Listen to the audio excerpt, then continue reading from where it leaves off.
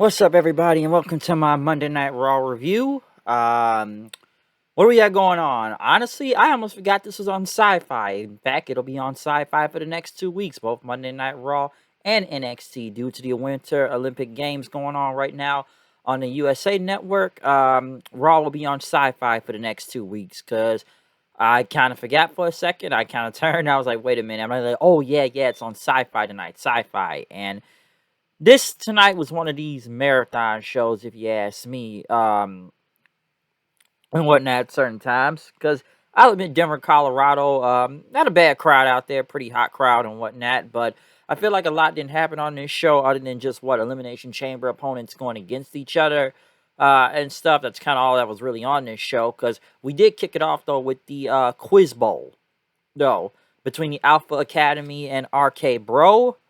RK Bro just over as ever, but yes, this academic challenge, the third one, and if RK Bro can win, they will get a rematch for the tag team titles. So, what do we have going on? Because the first team to get 5 points will win, and there are several categories, which, one question was who's the first president to hold a college degree? And, Gable talking about his own 4.0 GPA, even telling the crowd, like, you're booing your education. This is what got you here, okay? How are you booing your education? And he said that John Adams was the first president with, a college degree. Riddle selected biology then. Basically said how many hearts does an octopus have. And basically his cousin once dissected one. And he said, like, 3. By the way, Matt Riddle is wearing, like, Patrick Star shorts on from SpongeBob for some reason. But, Gable said he's going to take Greek mythology next then. And, who flew close to the sun? Basically, it's Icarus and whatnot. But Orton, he selected cartoons. And the crowd popped for it, my friend Kyle, say my co-host. And, of course, which member of the Teenage Mutant Ninja Turtles holds nunchucks to fight the Shredder, and that is Michelangelo. Obviously, Riddle is damn near like Michelangelo in a way. Cowabunga, dude! Bro! Totally, but cowabunga! TMNT, folks. TMNT. But, we select the geography next. One of the continental states is the largest. Otis said, if it was the lowest IQ and whatnot, he said definitely beat Colorado, but he picked Texas, which was the right answer. And then they RK Bro accepted pop culture in. Basically, which Baldwin family member was the father to what Justin Bieber's wife, I believe, Haley Baldwin. Basically, who is her dad? Not Riddle, they answered it, but Orton tried to answer. He said, the only Baldwin I know is Alec Baldwin. Honestly, I thought it was Alec Baldwin, to be honest, because, like, I don't even know Haley Baldwin that well. I just kind of said Alec Baldwin. Well, I know who Alec Baldwin is, so I've got to agree with Orton right there. But Gable said it was Stephen Baldwin. The next one was film and literature. Basically, what Shakespearean play has been made in a lot of movies. Otis was going to say Hamlet, but Gable stopped him, and he said it was, Romeo and Juliet, but he was wrong. I like how Gable, when the buzzer kept holding his chest like, no, you can't do this. And then the last question was about the Denver Broncos, the most wins in, I guess, football history, who threw the most, what's it, like, touchdowns or whatnot, but, I guess, whatever, Denver Broncos player, and obviously it was John Elway and whatnot, and that, not hard to really figure out, which Orton got the crowd behind him to do that. I guess the final one was metric conversions. Basically, how many ounces are in a gram, which it was 28. So just a bit of a weed question, or just grams in general, okay? But it was 28 to go into an ounce, which, Gable and Otis start getting pissed off then. As RKO Bro celebrated, they did win the, like I said, they will get a shot at the tag team titles at some point in time. But the Street Profits came out then talking about Gable and Otis. There was a question, you guys lost. But, Gable says, okay, which team is about to get their ass kicked by the Alpha Academy and stuff? So, basically, this did turn to a tag match, which, by the way, the entire first hour of, I wouldn't say hour, or damn near hour and a half of Raw was all basically commercial free. Okay, because even I was wondering, like, man, it hasn't really been a commercial. Has this either been picture-in-picture ads or just something that regards into the show? But yes, literally the entire first hour of Raw was commercial free. Like I said, we did get the Alpha Academy and the Street Profits. Alpha Academy ended up getting the win. Basically roll up on Dawkins and whatnot. So that happened. MVP was in the ring to bring out Bobby Lashley. This is his hometown. It's Denver and whatnot. Colorado. Big hometown pop for Bobby Lashley. MVP doing the introductions and whatnot and stuff. Even calling like the reigning, defending, and crowd going along with it. And he talked about we didn't see Roman Reigns when Lashley beat Brock Lesnar, but that doesn't matter right now. MVP said we should have been celebrating after the Rumble. We should have a parade. Showgirls, bottles popping all over the place. Okay, but we got to focus on the Elimination Chamber right now. All right, because Lesnar is not gonna take the title from last year. We ain't gonna get no title versus title at WrestleMania. Okay, MVP says a lot of these guys are just men in this chamber, but Lashley is the biggest monster. All right, but Bobby got on the microphone. Fans chanted his name, say he will not be disrespected by Brock Lesnar. He's had enough of it, and Lesnar wants to demand a rematch. Lashley said, you don't call the demands to Almighty. All right, and when's the last time Brock even defended the WWE title? When was the last time he even had a match on Monday Night Raw in general? But Lashley says, won't mind because when we get into the chamber, it's the last with both of them and whatnot. He's going to pin him again.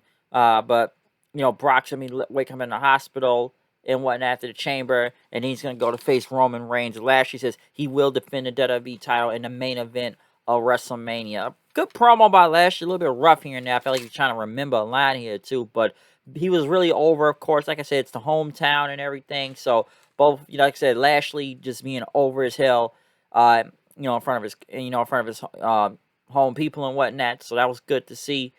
Damian Priest went against AJ Styles. AJ got the win clean with the phenomenal forearm. Priest was pretty pissed off then after that, so I'm sure he'll probably get a title shot at some point where they did announce to be a title match next week for the U.S. title. So that's going to happen now. But after AJ won, Kevin Owens basically talked about he's going to beat not Adam Pearce, but Austin Theory once again, basically so he can get an Elimination Chamber match one way or another. And Seth saying and everything, I'm going to support you and everything, but Owens said you're being sincere, right? Because we both don't need to be liars here, all right? But next, Miz and Maurice came out for the Miz TV segment, which it was the Mysterios. I felt like this went on for damn near 10 minutes for some reason. And, people want to call Miz a cheater and everything. I'm not a cheater. I don't cheat and stuff. And listen, I was the WWE champion. I beat Drew McIntyre's Ray says, oh, yeah, because you had Lashley's help and you had the Money in the Bank, which you cheated to get. But, Miz said cheating was when Beth Phoenix hit him in the Royal Rumble and stuff. But, Ray, how can you try to get a spot in the Elimination Chamber? Where's my shot at, huh? Once again, he was the WWE champion, right? I should be in the Elimination Chamber. Why are you on the cover of the WWE 2K video game? Where's my respect around here, he said. But Dominic says, why don't you respect my dad? And then Miz, oh, you want a rematch, huh? Look at him. Like, why are you taller than your dad, huh? You sure you're not Eddie's son? Ooh, that was good line right there. Shane Eddie's son. Which Dominic held Ray back. Dominic then pushed Miz to the match. So to the ground, which by the way, before this match even began, they had to do picture in picture. Like I said, there was no commercials. So, it like they stood over awkwardly for like damn near 2-3 minutes, just kind of pulled to the crowd or doing whatever. They just stood around. And then the match was like about a minute 40 or 50, I believe. So 50-50 booking at the same time, too. Do we want to see Miz versus Dominic Mysterio to begin with? Do we need to see a rematch? Do I need to see 50-50 booking? Hell no. Okay? Moving on. Vince was talking Austin Theory in the back. I'm sure people want Shane McMahon back right now. Bianca Belair went against Nikki Ash. Bianca getting the win. Which, by the way, they did announce the women in the Elimination Chamber match coming up. Where we still don't have a sixth person yet. We don't know who it is. I know it wasn't any qualifying matches because the people that are already in there is what? Bianca, Dewdrop, Liv Morgan, Rhea Ripley, and Nikki Ash. We don't know who the sixth person is yet. Honestly, and some would say where there's not wasn't any qualifying matches like the guys. Honestly, how many women do we have enough to do qualified matches? Even though you got two of them running around doing the damn 24/7 crap and whatnot. What was like what Dana Brooke and um Tamina, but then again after that, I don't know any other women they got. So I don't know. It's just they don't have nobody to qualify or do qualifying matches, or we just gotta throw whoever's in the top of the game. Now it could be a return for whoever's that sixth person. Personally, I think it could be well now Bailey's on SmackDown. Then they could put her on Raw, or it could be Asuka. We haven't seen Asuka in a while. Here's a name that's a little bit out of the ordinary. We haven't heard this person in a while. Lacey Evans. Haven't heard about her in a good minute now. Maybe she could be the sixth person in the chamber. I'm just throwing out a few guesses and some people we haven't really seen in a good minute now. So just think about that for a second. But yeah, Bianca getting the win. KOD. Of course, the 24/7 crap. For some reason, Dana Brooke kissed Reggie on the cheek, and even when they hugged, and they were just friends, but it wasn't leading anything. Basically, she wants the D, and then they ran off as they were being chased in. Kevin Owens went against Austin Theory. Good match, but once again, 50-50 booking. Owens wins, stunner, but the crowd was behind Owens, though. So he did get the win from there. Riddle was talking to Orton about the tag titles, but Orton says, listen, you need to focus on Elimination Chamber and go for the WWE title right now, because we could face each other for the WWE title at WrestleMania. But Riddle says we're going to do like a RK Broga party next week, like that movie Animal House. So, Toga. Veer.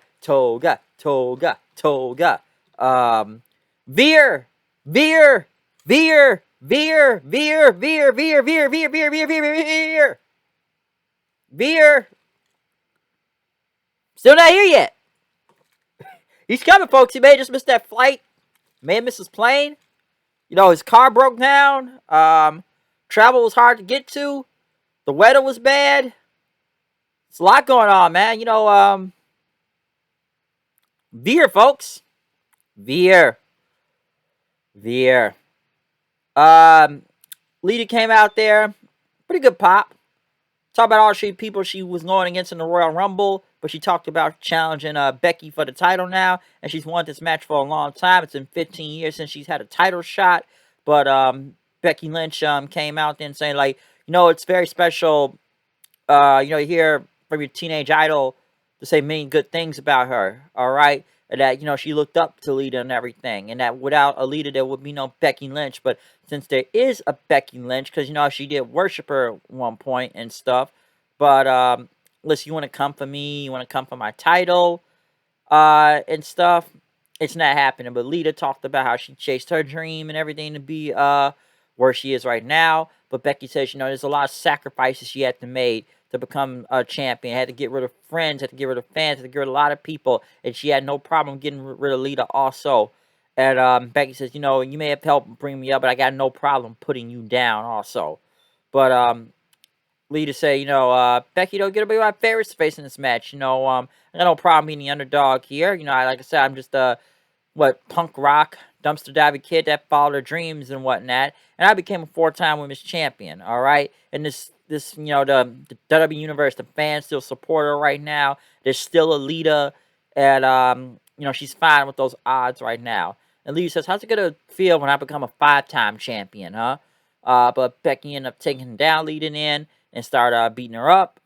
Becky held the title. She was gonna go for the whole manhandle slam, but Lita hit a twist of fate then, and then hit a moonsault. I didn't know Lita could still hit the moonsault on that, but she still did. Crowd still really over with Lita, so good little build leading into the Elimination Chamber with both of these women going for the title.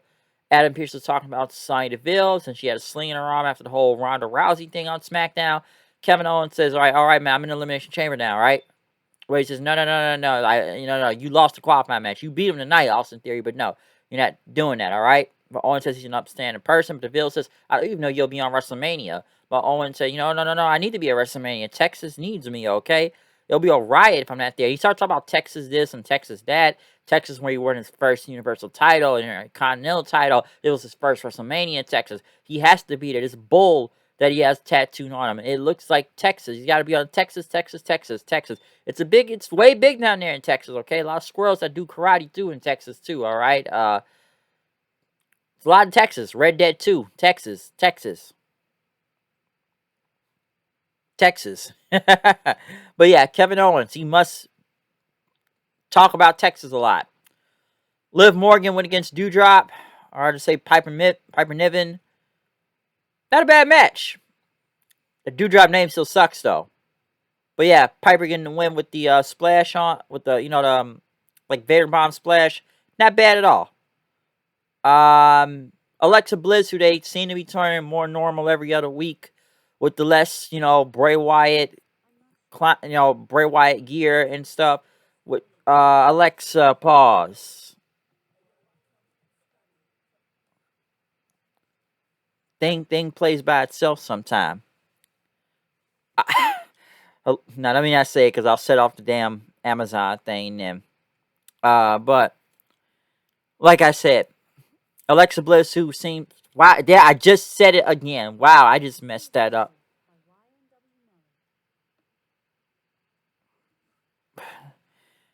That's besides the point right now. Alexa, go back one. Alexa, play previous song. Why am I messing with this machine right now?